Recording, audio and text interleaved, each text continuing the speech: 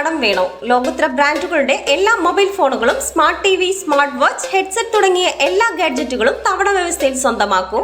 ജ്യോതി mobiles, Eroor. തകർന്നു തരിപ്പണമായ RPL റോഡുകൾക്ക് ശാപമോക്ഷം.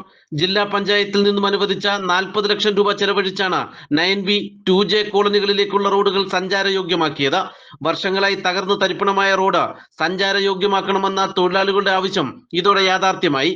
ജില്ലാ പഞ്ചായത്ത് വിദ്യാഭ്യാസ ആരോഗ്യകാര്യ സ്ഥിര സമിതി അധ്യക്ഷൻ K. അനിൽകുമാർ നവീകരിച്ച റോഡ് ഉദ്ഘാടനം ചെയ്തു.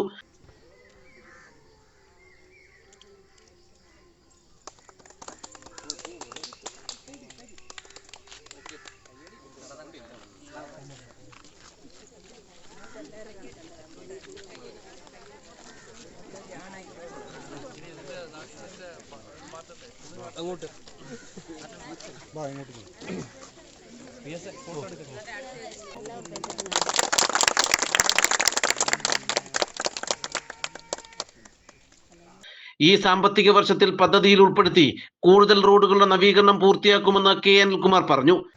ഇപ്പോൾ അത് കൂടാതെ നമ്മുടെ തന്നെ സഹോദരന്മാരാണ് തൊട്ടപ്പുറത്ത് താമസിക്കുന്ന, ഞാൻ മാനേജറോട് പറഞ്ഞിട്ടില്ല, ഇപ്പോൾ ഇത് പറയുകയാണ്. നമ്മുടെ ചന്ദനക്കാവ് പച്ചക്കട റോഡ്, കോളനി റോഡ്, അതിപ്പോൾ പൈസ കൊടുത്തിട്ടുണ്ട്.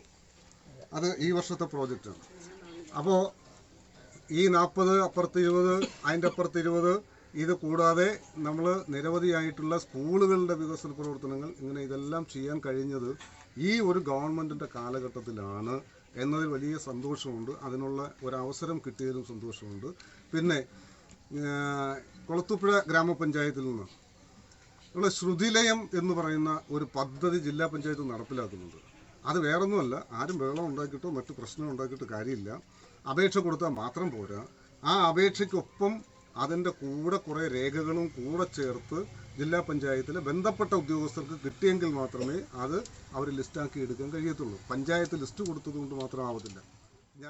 വാർഡംഗം സുജിത് കുമാർ അധ്യക്ഷത വഹിച്ച യോഗത്തിൽ ഗ്രാമപഞ്ചായത്ത് പ്രസിഡന്റ് P. ലൈല ബീവി, സ്ഥിരസമിതി അധ്യക്ഷൻ Chandrakumar, RPL manager Jayaprakash, union നേതാവ് അജയപ്രസാദ്, പൊതുപ്രവർത്തകരായ തമിഴ് സെൽവൻ, രാജനടക്കം നിരവധി പേർ പ്രസംഗിച്ചു. നാട്ടുവാർത്ത, കുളത്തൂപ്പുഴ.